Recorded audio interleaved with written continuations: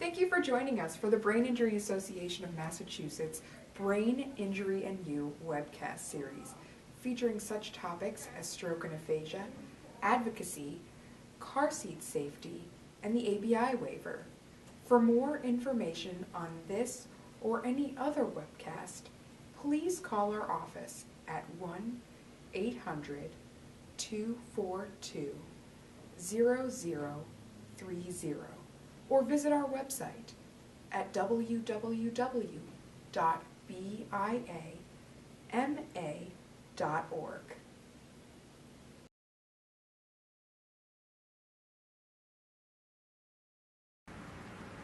Advocacy is one of the 4 pillars of the Brain Injury Association of Massachusetts mission.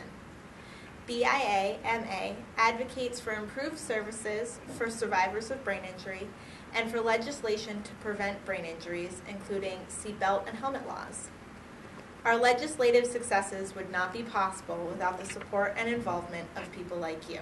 Well, nowadays with technology, it makes it a lot easier to contact your senator or representative, but certainly, phone calls always work. Face-to-face meetings are helpful, and using the internet as well. It all depends upon what the person is comfortable with. We may get a call about funding for a certain line item for brain injuries, for example, and if someone says, I'd like to sit down with the representative and tell them my story, we will be glad to do that. We just set up a time and meet for 15 minutes or a half an hour, whatever it takes to get that information.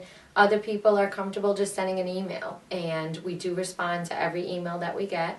And that is helpful if they started out with just an introduction about who they are and why they're reaching out to us. And it doesn't even have to be that long, but just to tell us what's important and why they're speaking to us about a certain issue. Back in 2006, my daughter Natalie was in a car crash and she was ejected. She did not have her seatbelt on and it claimed her life. So immediately after that, I just couldn't. I could not do anything about it. I had to take a stand and reach out, and I did that to the Brain Injury Association, and with their help, they were able to guide me, and that's what I do now. I'm an advocate for seatbelt safety for the Brain Injury Association. It is important for people to become advocates, especially if they believe in a specific cause, whether that's brain injury or anything else. And it is especially important that family members and people who have the brain injuries are getting involved, because it's one thing for me to go to the State House and say, oh, well, look at all these issues that I'm seeing in the brain injury community.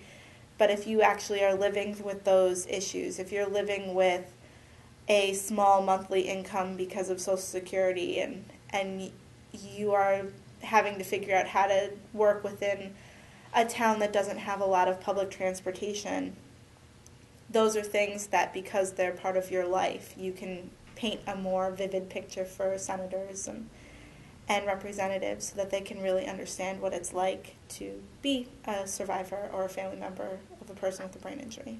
My advice would be to, everything happens in numbers. Numbers are powerful. So if you feel like you won't make a difference because you're one voice, well, think about it a little more, because there are many of us. And if we all speak, our voice becomes loud and we get that attention and we are heard. So I would always suggest, and I would actually encourage to, stand up for what you believe in and advocate about what's true and meaningful for you. You can inspire someone by doing that. We need to hear from you when there's an issue that you're concerned about or a budgetary item. There are so many competing interests down at the State House, especially right now when there are difficult financial times, that when we start to hear from our constituents who have concerns or want to give us feedback, we really do pay attention to that. And if we don't hear from people, we just assume that the way a bill is written or the way the budget stands is okay. And so once we start getting 1 or 2 or 7 or 10 or 50 emails about a certain item, we really, really do perk up and pay attention to that. So that's where your advocacy and action really do make a difference. The Brain Injury Association of Massachusetts can help as far as giving you tips and recommendations for how to approach your senators, what to say.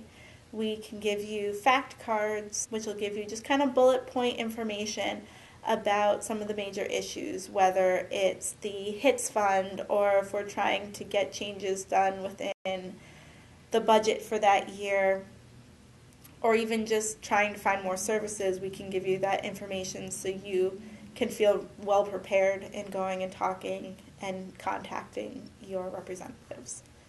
You know, we are there to represent you. We were elected to work for you and represent you. And if you have an issue that you want to talk to us about or that you need help with, you need to reach out for us, because that's really our job. When you're in advocacy, you'll find, there'll be some bumps in the road, but you can get over that.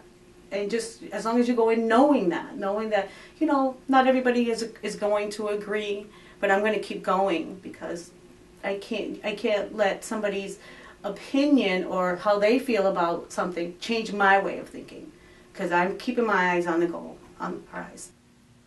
Thank you for joining us for the Brain Injury Association of Massachusetts Brain Injury and You webcast series. For further information about this webcast or any other webcast, please contact us by calling 1-800-242-0030 or by visiting our website at www.BIA-MA.org.